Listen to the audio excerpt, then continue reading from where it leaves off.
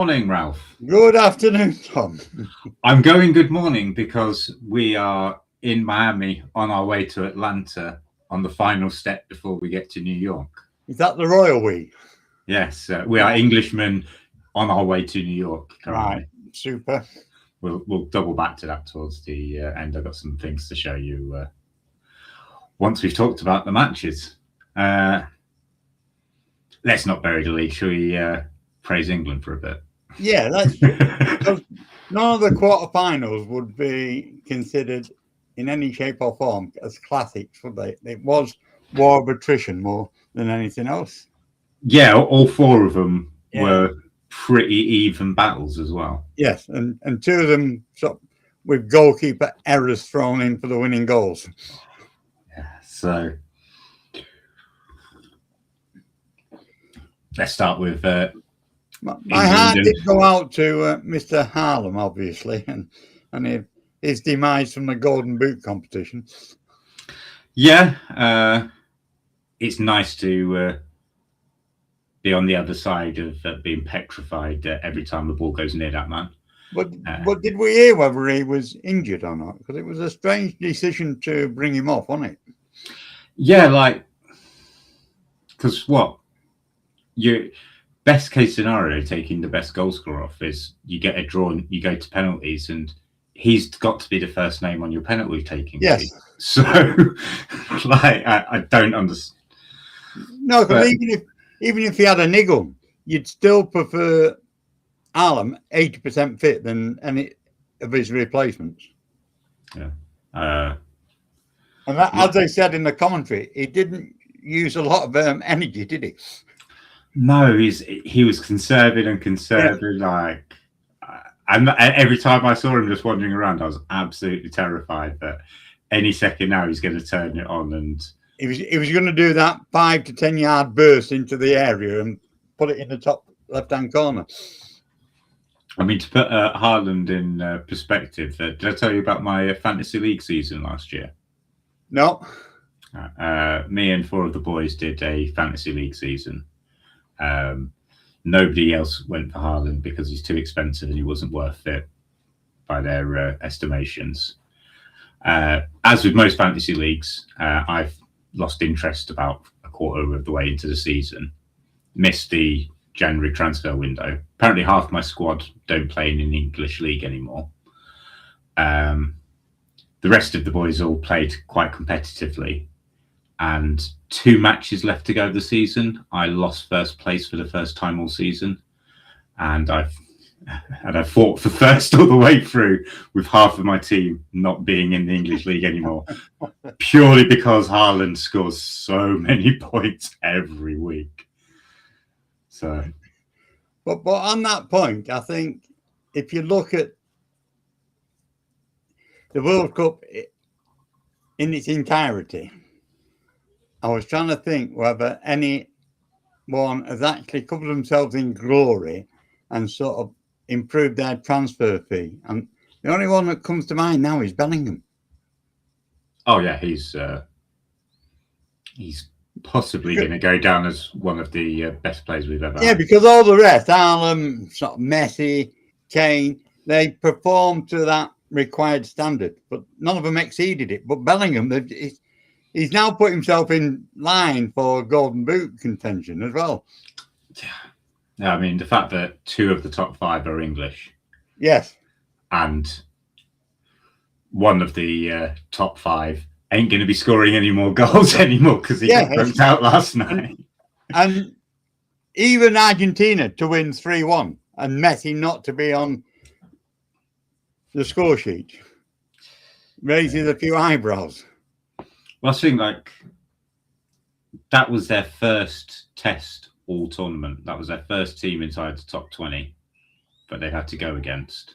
Yeah, and in certain areas they was found not wanting, but a bit sort of tactically unsound, shall we say. Yeah, they needed a very lucky. I mean, it was a dive. It should have been a yellow. Yes. But they needed a red card against 19th in the world, Switzerland. But that just proves how stupid some players can be. If you're on a yellow, you don't do such a blatant dive, do you? No. Because you're giving the referee no option whatsoever. And he thought he got away with it by letting his mate take the card, and Yes. his reaction was pretty comical. Not like I do. I let you take all the blame if people say it's a rubbish podcast. I said, well, I did my part. The problem with that theory is it requires people to actually watch the podcast to say that it's rubbish. Yeah, but this will go down in football archive history. I'm quite hopeful of that. It will go down in football archive history when we win the World Cup, and people will see that I was unwaveringly confident the entire time. Not just confident, supremely confident. That's it, unwaveringly, supremely confident. Yeah. The entire time. So I take it that means you've got no hesitation in saying we're going to get past Argentina. They're not that good.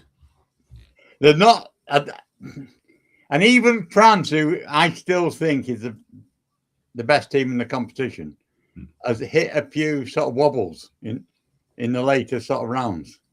Well, what's happened to France is exactly what I kind of warned about with them, is that they started off super, super hot, but it's an 8-match tournament. They've got 2 to go, and they look tired. Or tiring. Yeah. Tired isn't the right word, but they're tiring, and have they got 180 to 240 minutes of football in them next week? And it was like my biggest concern with England, because you always want them to win, was the defence. But the 2 last games where they played Mexico, they had to hold out for quite a long period of time, and last night's game were exactly the same, and they stood up to the plate.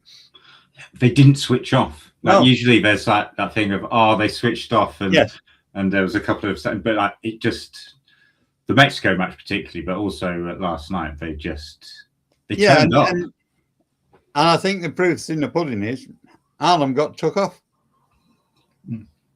And he didn't get took off because our attacking forward was so brilliant. It was because our defence sort of contained him. Yeah, he's completely and totally ineffective. Yeah. However, that the one goal that they did score was an absolute. I don't reckon he meant it to be a goal. I think it was. I think the term you was looking for was fluke.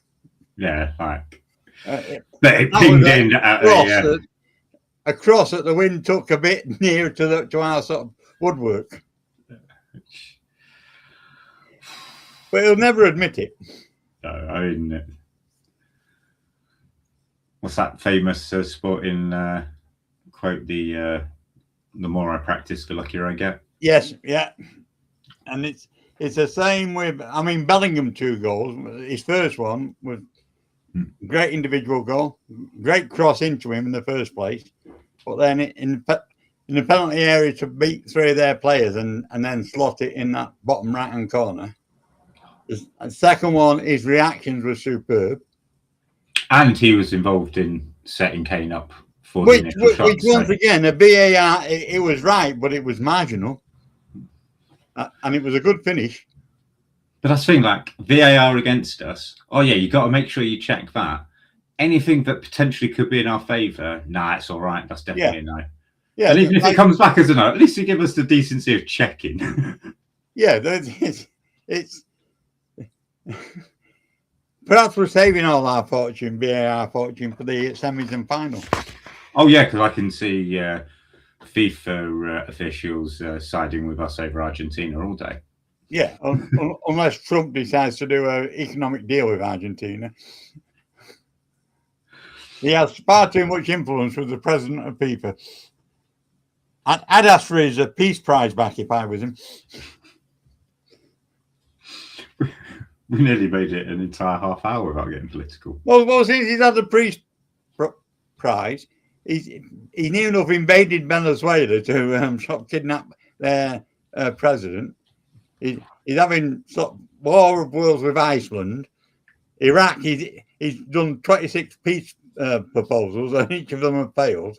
Although you mean Iran, not Iraq. Yeah, well, I'm all the same to you, aren't they? they're all there, all in that cluster. Oh, Lordy. I think they just include everyone because they're still hoping to find weapons of mass destruction that are hiding from the Blair government. An odious man. Anyway, so Blair, not you. I hasten to add.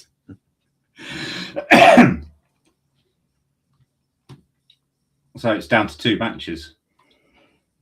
France v Spain. You see, once again,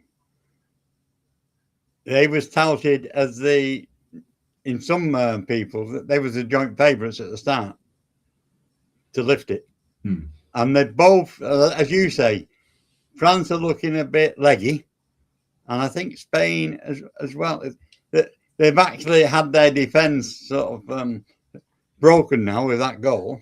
I know, conceding one goal the entire tournament is crazy. It is, but now I think, is that the dike that's ready to burst now? Potentially. But once again, that game has got the potential of having a couple of red cards in it. True. There's a couple of hotheads in all the 4 teams that are left in play, including England, that could make some sort of rash tackles at inappropriate moments. Yes.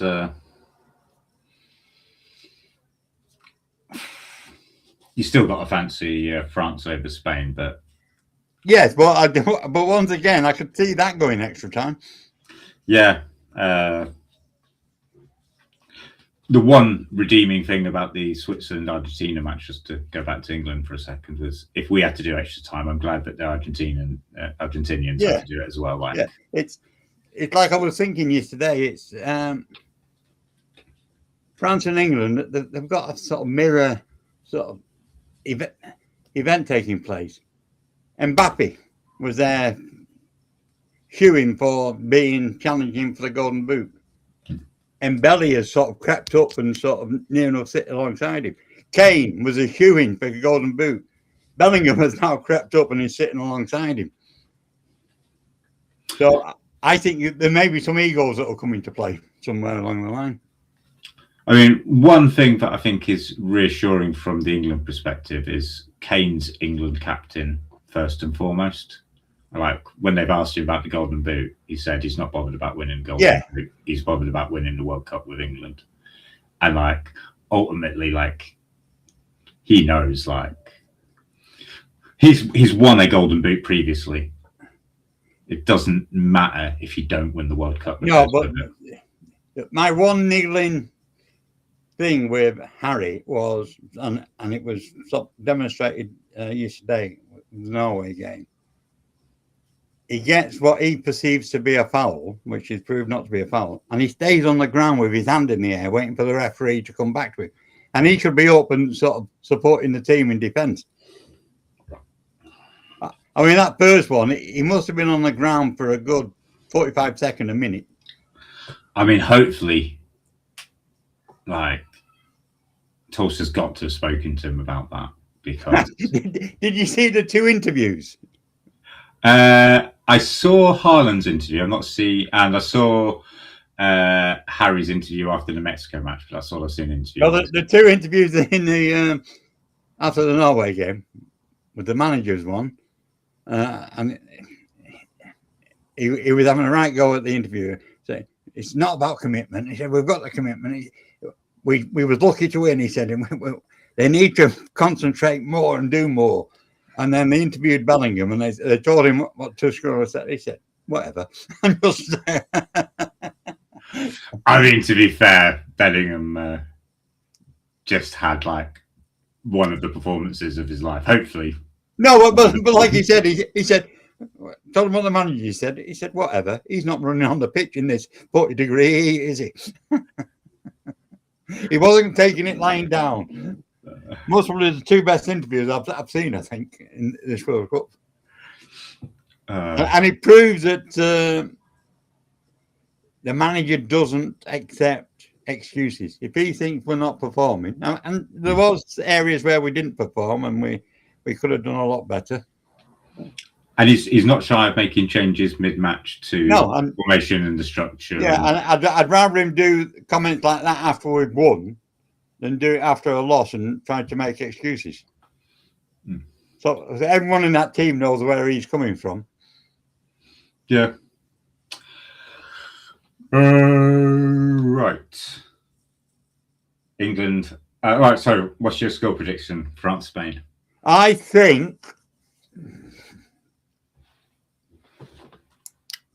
1-1, 90 minutes.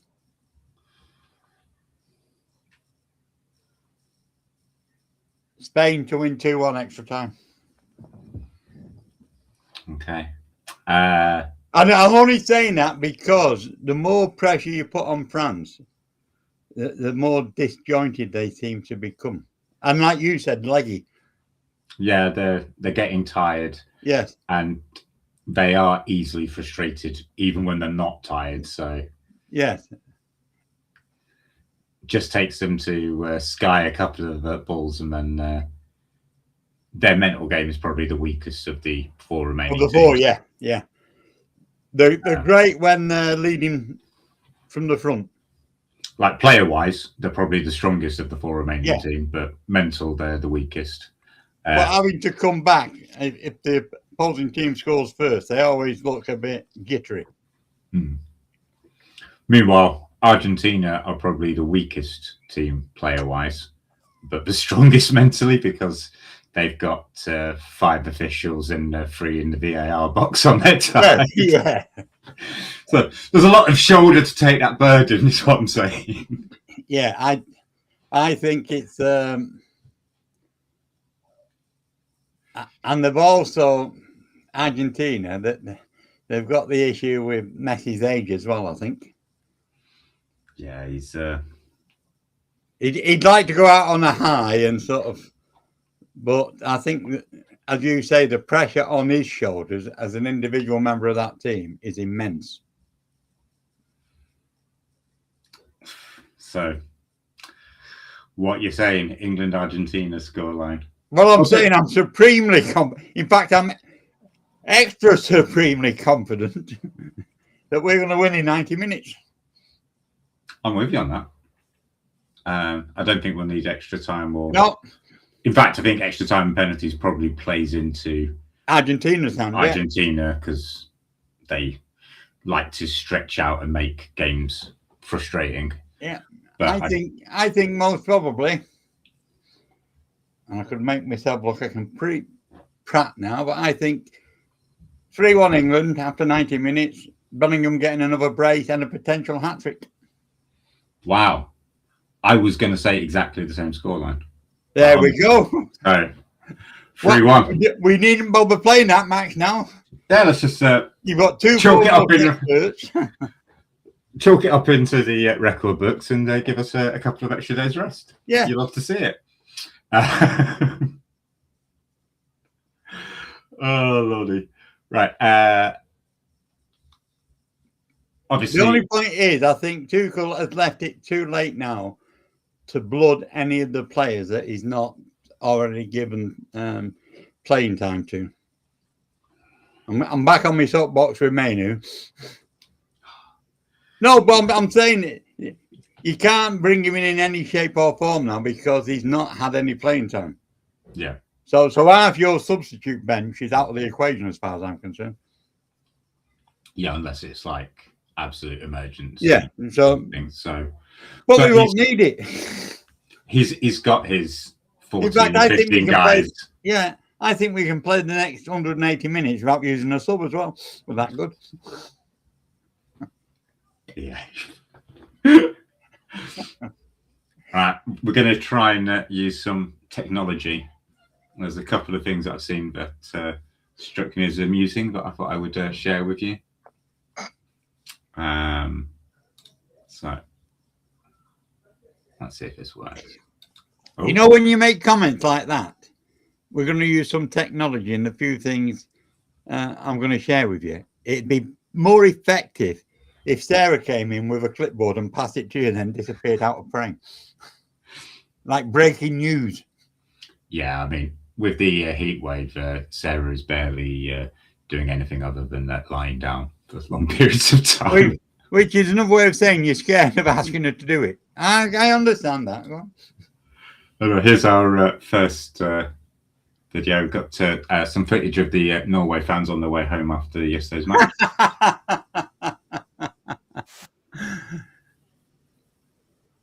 You think with all those people rowing, that carousel will be going a bit faster?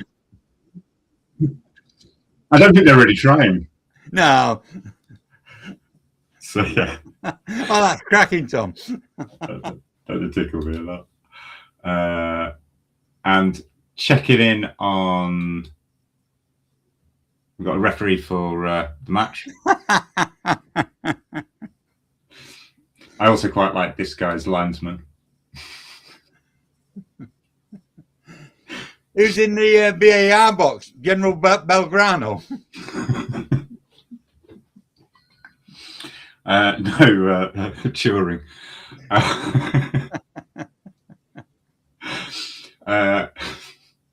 And if you get that one. On that one there, does FIFA stand where we'll fight them in the fields? In the fields of Argentina. Argentina. And quick check-in on the not-so-bitter Scots.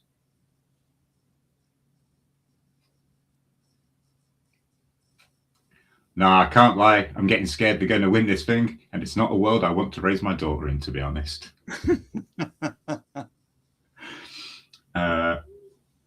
And to close us off, there has been a ska punk cover of the song Englishman in New York for the World Cup. I'm not sure if you've heard this or not. No.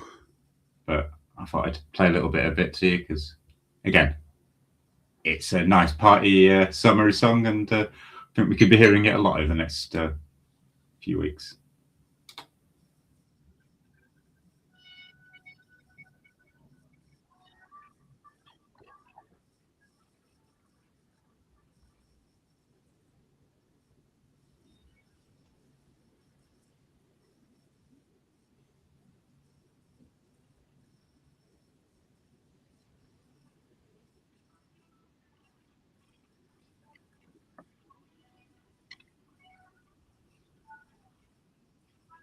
We've got Panigan weeks.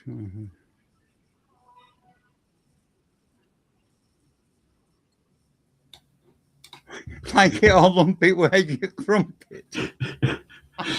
No French toast, just the one dip. That's a rich tea. Now the boys come back to make history. We're the Scooby-Doo to your mystery. 6 + 60 English math don't quiz me. I think I've just discovered a new genre of rap that I really want to see. So, well, if we win, do we then sort of elevate it to Fairy Tale of New York? Well, Taylor Swift's got a song about that as it goes. I actually saw David Beckham singing Wonderwall in his seat yesterday. Well, did you see who else came to watch the match yesterday? Ex-United player Cristiano Ronaldo. Now, who was he supporting, though? That's the point. I can't imagine he was supporting Norway. He doesn't know any of the players. The England team is played with pretty much all of their players in multiple leagues. Yes, they've always been. I did see one of our ex-players that was supporting Norway, Ollie. Well, Solskjaer. Yeah, he was there.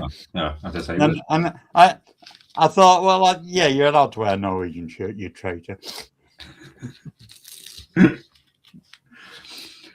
So yeah, one more podcast. The final. Well, technically, it should be two because I'm going to have one to celebrate the victorious, supremely confident sort of. I stand amazingly corrected. You are right. We do need to have a victory lap. Yeah, and you can spend some time. We'll do a blooper reel of all our predictions and where they went wrong. I'll see if I. Although I don't think any of ours have gone wrong yet. None of the major ones. We might have got the score line a bit sort of awry, but I think all the predictions they all went through. And France, England World Cup final. Oh, here's a couple of little tidbits that I've found out over the last week to lend weight to that theory. If you assign numbers to the letters of England and France, it equals 104. And the World Cup final is match number 104 of this World Cup. Oh, spooky. And obviously we've had some payback for Mexico 1970 against the Mexicans, some payback for 1066 against the Norse with Norway. We've got 1986 Argentina on our way to 2 World Wars and 2 World Cups. And Hand of God. Yeah. Hopefully the only Hand of God we'll be seeing is something we've got no payback against France, or have we? I don't know. Got about 20 years of immigration issues with them. I'll just throw Agincourt into that mix. Although, Waterloo. The biggest story on the news this week was the loan of the Bayard tapestry to the British Museum that has come out of France. So if we win the World Cup, I think that gives us the right to retain it and just send them a smaller replica version back. You know, isn't part of it still in Hastings? No, none of it. They've got a replica in Hastings, but it just took them like 3 months to sort of cage it up, box it up, and then get it across the channel because it's all had to be in sort of thermostatically sort of sealed containers, and it's going to take them another 6 weeks to actually get it out and on display. Simon. So I think if we win the World Cup, we'll say we're keeping it. Put it in the Wembley Trophy cabinet. Yeah, we should do that as a side bet one. We'll get Macron and our new Prime Minister to make that side bet. I mean, we've got a new Prime Minister now, don't we? Well, he, in all but name, because no one's sort of opposed him. So he's just going through the timescale before he gets his coronation. Which is shocking, because even Count Binface is opposing Nigel Farage. Well, I'm just hoping that he gets something like 2,000 plus votes, Count Binface. Did you see his appearance on Newsnight just before we go? I did, and I also saw it on Breakfast TV on Monday morning. The Newsnight one was scathing when they said to him, "Oh, isn't it time you should get serious?" Just like, you're the political commentary TV show. When are you going to get serious instead of trying to dissect comedy characters? Yeah. I think on his manifesto, it's sort of removing or replacing the hand dryer in one of the service stations because it's too low and it should be moved 6 foot to the right. and they said, "Are you serious?" He said, "Have you ever been in that men?" "Oh, you won't, you're a woman." He said, "But no."